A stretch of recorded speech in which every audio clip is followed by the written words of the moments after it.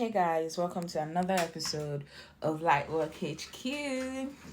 So today we'll be talking about something very close to my heart, something that I have studied extensively, and every time the conversation comes up, people still feel a bit confused. So I was like, hold my drink. Today we will be talking about patents or trademarks, which is more adequate or which is more appropriate for whatever you've built. Now, the first question to ask yourself whenever you want to choose a legal protection for your intellectual property is, how do I protect this and what exactly am I protecting? So, patents and trademarks are two distinct but very useful intellectual property protections. They give you the right to enjoy your intellectual property and the proceeds that come from them. Now, the first question on everybody's mind is, what is a patent?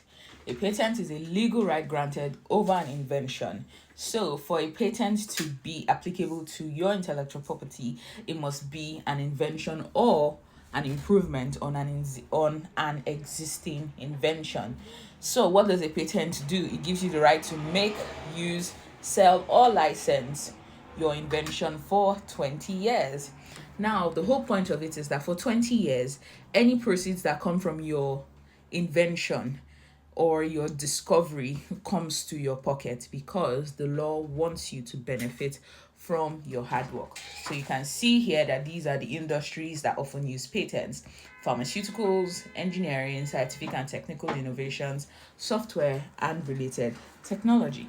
Now, for some of these industries, especially pharmaceuticals, patents can get a lot more dicey and a lot more lucrative because of a process called evergreening. What's evergreening? Evergreening is a legal extension on the life cycle of a patent to ensure that the inventor is not cheated by legal or regulationary time deficit. So in essence, sometimes the research and development, especially in pharmaceuticals, takes a long time, that by the time you file the patent, 5 years might be gone, which shortens your 20 years. So evergreening allows you to extend that.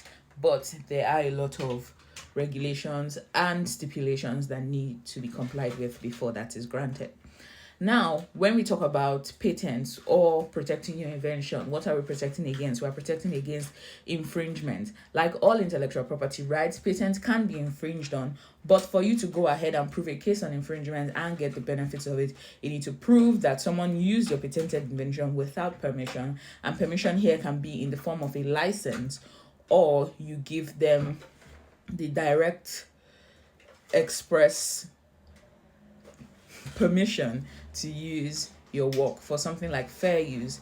But if they didn't do that and they went ahead and just used your invention willy-nilly, especially if they're profiting off of it, and they did it within the initial 20 years, then you can prove a case of infringement. Now, however, once a patent expires, it enters the public domain, and that is why we see the rise of generic products. Now, for something to be a generic product, it means that anyone can go in and make said product. A very good example would be sildenafil, also known as Viagra, sold by Pfizer. So prior to sildenafil becoming a generic medication, it was patented, and that meant that only Pfizer could sell the medication. But now 20 years has passed, it has expired, so you would see variants of Viagra in the market because the patent is now licensed to the public for public use.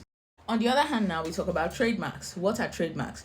Trademarks protect your identity. So if you're known for doing something, or you're known for having a particular sound, or just something that's distinct to you, you get a trademark to protect that. Most businesses, most brand identities get trademarks to protect their names, their logos, their slogans. For example, Coca-Cola has a trademark on its name, so you see a TM under it. Anytime you see a TM under a person's name or their brand or their logo, that brand, logo, business, brand essentially is trademarked.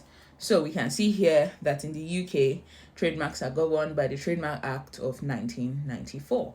Now, some important things to note as well with trademark is that unlike a patent, they only last 10 years, but you can renew them indefinitely.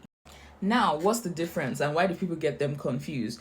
Because of the nature of what is being protected, some people believe that a trademark can protect their invention. A very good example with this is designs. If you do designs, sometimes people might think, should I get a patent, especially when that design can be adapted for further production? For example, people who make designs that then get into 3D printing or into manufacturing, or sometimes even molds. If you make the design for a mold that will eventually be used in manufacturing, it could be then difficult to ascertain what is necessary, but designs are also protected under their own intellectual property, which we'll be looking into very soon. Now, the core difference, as you can see, a patent protects your invention, a trademark protects your reputation. Now, we also have a bit of juxtaposition between the UK and the US. So, if you want to find that out, read it.